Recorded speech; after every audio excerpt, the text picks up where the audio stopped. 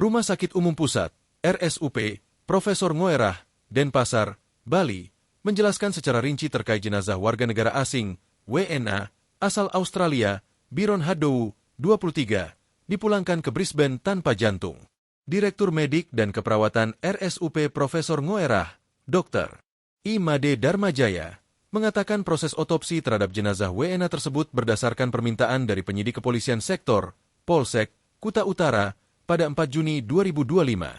Kemudian, pihaknya melakukan pemeriksaan mikroskopis jaringan atau patologi anatomi dan analisis toksikologi berupa pengambilan organ jantung untuk mengetahui penyebab kematian korban.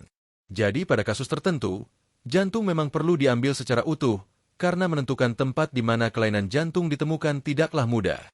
Mengeraskan atau fiksasi istilahnya dalam dunia forensik itu, jaringan utuh jelas memerlukan waktu lebih panjang daripada sampel organ, kata Darmajaya saat konferensi pers di Aula RSUP Profesor Ngoerah Denpasar, Rabu, 24 September 2025. Ia mengatakan pemeriksaan patologi anatomi terhadap organ jantung korban ini memerlukan waktu sekitar 1 bulan untuk mendapatkan hasil yang akurat. Sementara, jenazah korban dipulangkan lebih dahulu ke Australia atas permintaan keluarga. Proses pemulangan jenazah ini melibatkan pihak ketiga.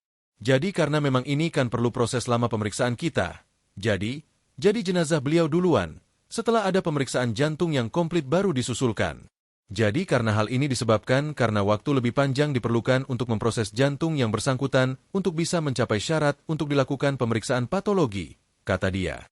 Sebelumnya diberitakan, misteri kematian warga Australia, Byron Hadowu, 23, di Bali semakin menimbulkan pertanyaan besar setelah jenazahnya dipulangkan ke Brisbane tanpa jantung. Temuan mengejutkan itu baru diketahui ketika pihak keluarga melakukan otopsi kedua di Australia, 4 minggu setelah kematiannya.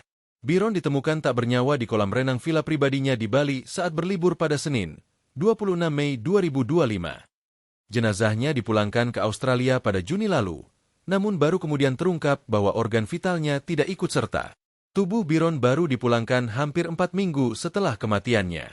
Namun 2 hari sebelum pemakaman, kami diberitahu oleh Coroner Queensland bahwa jantungnya telah diambil dan ditinggalkan di Bali, tanpa sepengetahuan kami, tanpa persetujuan, tanpa alasan hukum atau moral.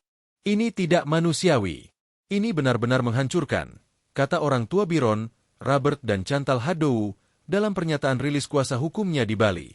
Download Tribun X sekarang. Menghadirkan lokal menjadi Indonesia.